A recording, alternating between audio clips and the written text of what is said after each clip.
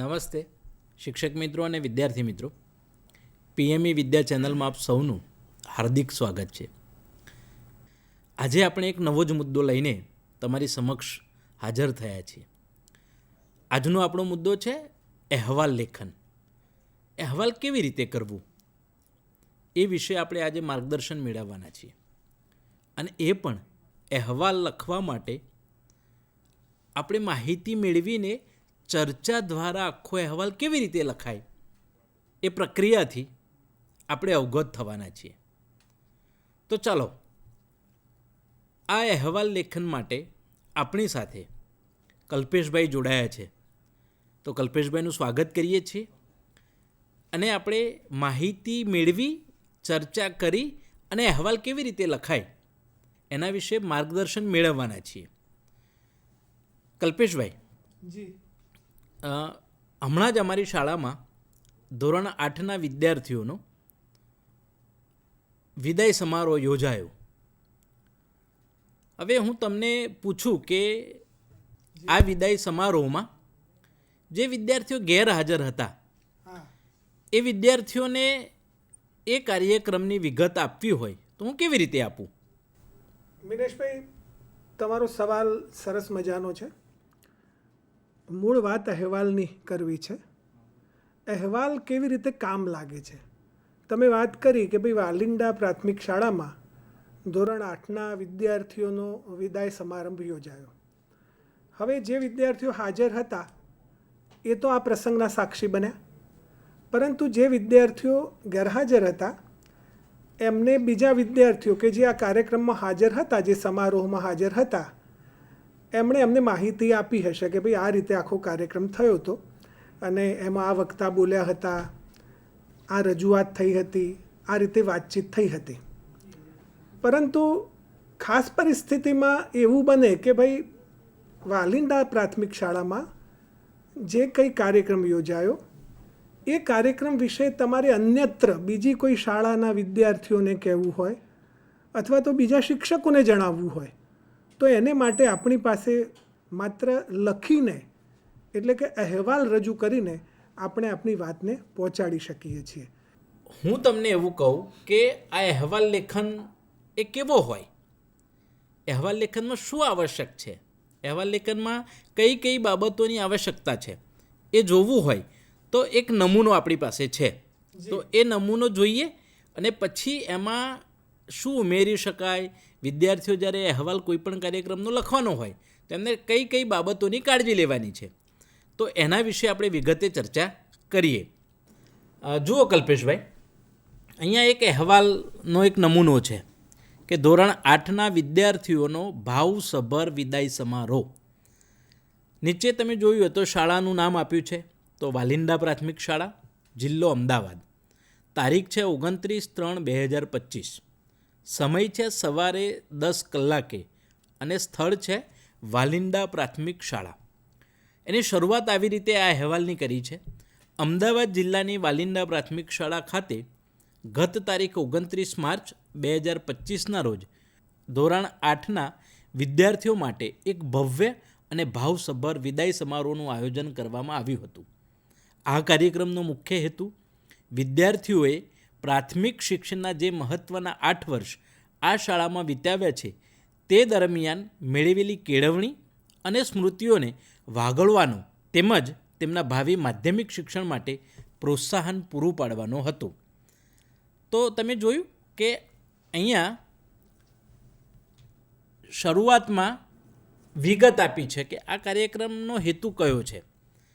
પછી રૂપરેખા આપી છે, કાર્યક્રમની રૂપરેખા. એટલે કે આપણે જે કાર્યક્રમ કર્યો એનો અહેવાલ લખવો હોય તો આ પદ્ધતિ છે, એક નમૂનો છે. તો કાર્યક્રમની રૂપરેખામાં શું છે તો કાર્યક્રમની શરૂઆત સવારે 10 વાગે મહેમાનોના હસ્તે દીપ પ્રાગટ્ય દ્વારા કરવામાં આવી હતી. આ પ્રસંગે મંગલાચરણ સુમધુર વિદાય ગીત રજૂ કરવામાં આવ્યું હતું જેણે સમગ્ર વાતાવરણને ભાવુક બનાવી દીધું હતું. કાર્યક્રમનું સુંદર સંચાલન અને ઉદ્ઘોષણા શાળાના શિક્ષિકા હિનાબેન પટેલ અને યોગિતાબેન નીનામા દ્વારા કરવામાં આવી હતી. ત્યારબાદ કાર્યક્રમનું આયોજન અને અતિથિ વિશેષ કોણ હતા તો શાળાના આચાર્ય શ્રી મિનેશભાઈ વાળંદના માર્ગદર્શન હેઠળ આ સમગ્ર કાર્યક્રમનું સુંદર આયોજન કરવામાં આવ્યું હતું. આ સમારોહમાં મુખ્ય મહેમાન તરીકે શાળાની એસએમસીના સભ્ય શ્રી કલ્યાણભાઈ મેર ઉપસ્થિત રહ્યા હતા. તેમણે વિદ્યાર્થીઓને આશીર્વચન પાઠવતા જણાવ્યું હતું કે શાળામાં શીખેલા સંસ્કારો જ જીવનના સાચા પથદર્શક બનશે. ત્યારબાદ આ કાર્યક્રમમાં વિદ્યાર્થીઓ અને શિક્ષકોના જે પ્રતિભાવ લેવાય એની એક વાત મૂકી છે કે વિદાય લઈ રહેલા વિદ્યાર્થીઓએ પોતાના 8 વર્ષના અનુભવ રજૂ કર્યા હતા. તેમણે શાળા, શિક્ષકો અને મિત્રો પ્રત્યેની પોતાની લાગણીઓ વ્યક્ત કરી હતી. સામે પક્ષે શિક્ષકોએ પણ વિદ્યાર્થીઓના ઉજ્જવળ ભવિષ્ય માટે શુભેચ્છાઓ આપી હતી. જીવનમાં સતત પ્રગતિ કરવા પ્રેરણા આપી હતી. અને અગત્યની એ વાત એ છે, આપણે એ પણ ધ્યાનમાં રાખવાનું કે જ્યારે અહેવાલ લેખન કરતા હોય ત્યારે એ જે તે સમારોહ, કાર્યક્રમ કે પ્રસંગ પૂર્ણ થયેલો હોય. એટલે આપણે જ્યારે લખીએ છીએ ત્યારે એ કયા કાળમાં લખવું પડે? ભૂતકાળમાં લખવું પડે. જોઈએ આગળ. આ કાર્યક્રમમાં વિદ્યાર્થીઓને જે ભેટ આપવામાં આવી હતી એનો પણ આ અહેવાલ લેખનમાં સમાવેશ કરવો પડે. એટલે અહીંયા લખ્યું છે કે આ કાર્યક્રમનું મુખ્ય આકર્ષણ શાળા તરફથી આપવામાં આવેલી અનોખી ભેટ હતી. દરેક વિદ્યાર્થીને ભેટ સ્વરૂપે ગુલ્લક આપવામાં આવ્યા હતા. આ ભેટ પાછળનો ઉમદા હેતુ વિદ્યાર્થીઓમાં નાનપણથી જ બચત અને સંગ્રહ વૃત્તિનો ગુણ કેળવાય તેવો હતો. સમાપન. કાર્યક્રમના અંતે આચાર્યશ્રીએ તમામ મહેમાનો અને સ્ટાફનો આભાર વ્યક્ત કર્યો હતો.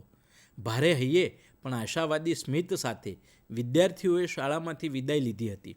આમ વાલિંડા પ્રાથમિક શાળાનો આ વિદાય સમારોહ શિસ્ત, સ્નેહ અને સંસ્કારના સંગમ સમાન બની રહ્યો હતો.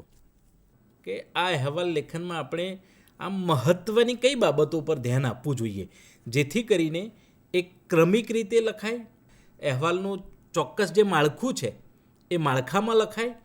તો એ માટે આ વિદ્યાર્થીઓએ અને શિક્ષકોએ પણ કઈ એવી બાબતો છે જે વિદ્યાર્થીઓ સમક્ષ મૂકવી જોઈએ જેથી કરીને વિદ્યાર્થીઓ અહેવાલનું સાચું સ્વરૂપ કેવું હોય અને કેવી રીતે લખાય એનાથી માર્ગદર્શિત થાય. કે અહેવાલ લખતી વખતે શી કાળજી રાખવી જોઈએ. હવે વાત આપણે અહેવાલ પૂરતી અત્યારે સીમિત છે, ત્યારે પહેલાં તો અહેવાલ તમે જુઓ, જે નમૂનો હમણાં રજૂ થયો એમાં સરસ રીતે વાત એક પછી એક મૂકી હતી કે પહેલાં તો વાય, તો અહેવાલનું કારણ એટલે એનો હેતુ એ નિશ્ચિત હોવો જોઈએ. વિદ્યાર્થી મિત્રો, અહીંયા કયો હેતુ નિશ્ચિત હતો? તો કે ભાઈ વાલિંડા પ્રાથમિક શાળાના ધોરણ 8ના વિદ્યાર્થીઓનો વિદાયનો જે કાર્યક્રમ એ અહીંયા મુદ્દો હતો. એટલે શા માટે આપણે લખીએ છીએ? તો એને માટે લખીએ છીએ. એક વસ્તુ આ થઈ. બીજી વસ્તુ મિનેશભાઈ કઈ થઈ કે જ્યારે પણ આપણે લખીએ છીએ ત્યારે તમે એક સરસ વાત કરી કે ભાઈ ભૂતકાળમાં જ હોવો જોઈએ, કારણ કે અહેવાલ એ વસ્તુનો આપણે આપીએ છીએ કે જે ઘટના કે જે પ્રસંગ કે જે કાર્યક્રમ ઓલરેડી અગાઉ બની ચૂક્યો છે, એ ઘટના બની ચૂકી છે, એ પ્રસંગ ઉજવાઈ ચૂક્યો છે. તો એ ક્યારે યોજાયો તો એ તારીખ આવે અને સમય આવે, એ બહુ જ જરૂરી છે. સાલ તો આવે જ આવે, પણ કે ભાઈ 20 તારીખે 25 તારીખે યોજાયો અને એનો સમય પણ કે ભાઈ સવારે યોજાયો કે બપોરે યોજાયો. તો એક રેકોર્ડ, આપણે એક પાકી માહિતી આપી રહ્યા છીએ, આપણે એમ જ નથી આપી રહ્યા. આમાં કલ્પનાને બહુ અવકાશ હોતો નથી મિનેશભાઈ, આ ખાસ ધ્યાન રાખવાનું છે. બહુ જ અગત્યનો મુદ્દો છે. બીજું કે ક્યાં, હવે તમે બધું લખ્યું હોય પણ સ્થાન લખ્યું ના હોય, સ્થળ ના લખ્યું હોય, ક્યાં ભાઈ થયો આ કાર્યક્રમ, તો તમારે લખવું પડે કે ભાઈ વાલિંડા પ્રાથમિક શાળા તમારી જે અહીંયા જે આપણે ઉદાહરણ જોયું, દ્રષ્ટાંત જોયું, તો એ વાલિંડામાં, તો ગાંધીનગરમાં યોજાયો હોય, પ્રાંતિજમાં યોજાયો હોઈ શકે. અને અહેવાલ તો અનેક રીતે, અહીંયા તો વિદાય સમારંભ પૂરતી વાત છે. પછી આખી વાત કેવી રીતે બની, હાઉની જે વાત છે વિનેશભાઈ, એ બહુ જ અગત્યની. તો એમાં આખી પ્રક્રિયા આવે, જે તમારા જે આપણા ઉદાહરણ મિત્રો આપણે જોયું એમાં આખી પ્રક્રિયાની વાત છે કે કેવી રીતે આખી વાત બની, કે પહેલાં વિદ્યાર્થીનીઓએ શું કર્યું, પછી મહેમાન કેવી રીતે બોલ્યા, આચાર્યએ સ્વાગત પ્રવચન કર્યું વગેરે કંઈ પણ હોઈ શકે. તો એ કેવી રીતે, એ પણ અગત્યનો મુદ્દો છે. તો ક્યારે યોજાયો, ક્યાં યોજાયો, કેવી રીતે યોજાયો અને શા માટે યોજાયો, આ બધા જ મુદ્દા મહત્ત્વના છે. તો કલ્પેશભાઈ, અહેવાલમાં શીર્ષકનું કેટલું મહત્ત્વ છે? ઘણું જ મહત્ત્વ છે, ઘણું જ મહત્ત્વનું. જેમ કે હમણાં આપણે એ ફરીથી આપણે આના પર બતાવીશું પણ ખરા કે તમે જે કાર્યક્રમ કર્યો છે, જે સમારોહ કર્યો છે, એ સમારોહને લગતું શીર્ષક નહીં હોય અને ભળતું શીર્ષક હશે તો વાચક એને જુદું સમજે એમ બને.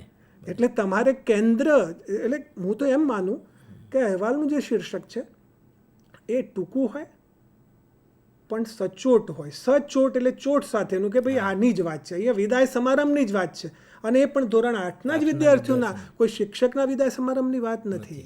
એટલે જેમ કે અહીંયા આપણે આપ્યું કે વાલિંદામાં ભાવસભર વિદાય સમારોહ યોજાયો ધોરણ 8ના વિદ્યાર્થીઓનો. બિલકુલ. તો આવું બીજું પણ આપી શકાય એવું?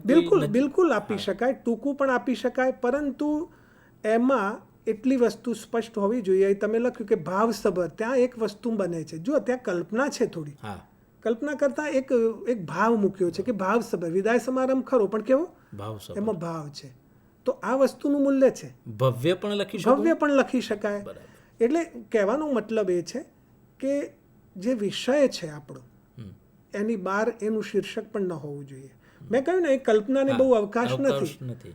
તો કલ્પેશભાઈ, આપણે કેવા કેવા કાર્યક્રમના અહેવાલ લખી શકીએ? એટલે અમારા વિદ્યાર્થી મિત્રોને એવું થાય કે આ વિદાય સમારંભનો આપણે નમૂનો જોયો, બિલકુલ, તો વિદાય સમારંભનો જ લખી શકાય? ના, એવું નથી. હા, તો અહેવાલ કોના લખી શકાય? અહેવાલ એવું છે કે ધારો કે પ્રવેશોત્સવ થયો, શાળા પ્રવેશોત્સવ, તો એનો અહેવાલ લખી શકો. કન્યા કેળવણી અને શાળા પ્રવેશોત્સવ યોજાયો, શાળાને લગતી વાત છે.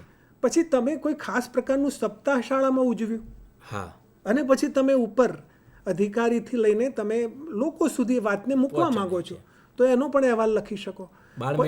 બાળમેળો આવે, તમે ઉત્તરાયણ ઉજવી હોય, ઉત્તરાયણનો આગળનો દિવસ તમે કોઈ વિશિષ્ટ રીતે ઉજવ્યો, તો એનો અહેવાલ પણ લખી શકો. અને હું તો કહું છું વિદ્યાર્થીઓને આ અહેવાલ, જુદી જુદી જે પ્રવૃત્તિઓ આપણે શાળામાં થતી હોય, જુદા જુદા પ્રસંગ જે ઉજવાતા હોય, એનો અહેવાલ લખવાની ટેવ પાડવા જેવી છે. તો એનાથી લેખન કૌશલ્ય સાબુત થાય, વધારે સારું બને, એવું શક્ય છે. ઓકે, જોયું બાળ દોસ્તો કે આપણે ઘણી રીતે અહેવાલ લેખન કરતા હોઈએ છીએ. એટલે ઘણીવાર કેવું થાય કે આપણે અહેવાલ લખીએ છીએ ત્યારે તમે બધી જ વિગતો સમાવેશ કર્યો જ હોય અહેવાલમાં, પણ ક્યારેક એ ક્રમમાં ના હોય. તારીખ છેલ્લે લખ્યું હોય, મુખ્ય મહેમાન કોણ છે પહેલાં લખી દીધું હોય, અથવા કાર્યક્રમનો હેતુ વચ્ચે લખ્યો હોય અને શરૂઆતમાં સમાપનની કોઈ વાત લખી હોય. તો આ આપણે ક્રમિક રીતે આપણને લખવાનો મહાવરો મળે એવા આશય સાથે આપણે આજે ચર્ચા પદ્ધતિ, તમને ખબર છે કે ડિસ્કશન બેઝડ આપણે આજે આ અહેવાલ લેખન કેવી રીતે કરવું એની ચર્ચા કરી છે. અને મને આશા છે કે આ વિડીયોના માધ્યમથી અહેવાલ જ્યારે તમે લખશો ત્યારે આ મુદ્દાઓનો સમાવેશ કરશો, એની ક્રમિકતા જાળવશો, તો તમારો સચોટ અને કહી શકાય કે ચોક્કસ માળખાનો અહેવાલ તૈયાર થશે. તો આપણે આજે અહેવાલ જે શીખ્યા છે, તો તમને એક મારે હોમવર્ક આપવું છે કે અહીંયા આપણે ધોરણ 8ના વિદ્યાર્થીઓ માટે જે વિદાય સમારોહ યોજાયો હતો તો એનો અહેવાલ લખ્યો હતો. પણ આપણી શાળામાં આ સિવાય જે બાળમેળો યોજાય છે, રમતોત્સવ થાય છે, ઉત્તરાયણની ઉજવણી થાય છે, આપણું પ્રાર્થના સંમેલન પણ થાય છે. પ્રાર્થનામાં આપણે શનિવારે બેગલેસ ડે આપણે ઉજવીએ છીએ, તો એનો પણ અહેવાલ હોય. તો આ બધામાંથી હું તમને બાળમેળાનો અહેવાલ લખવા માટેનું એક હોમવર્ક આપું છું, ગૃહકાર્ય આપું છું. તમે લખજો, તમારા ગુરુજીને બતાવજો, તમારા મમ્મી પપ્પાને બતાવજો. ત્યાં સુધી આપણે ફરી એક નવા વિષય સાથે મળીશું. આવજો.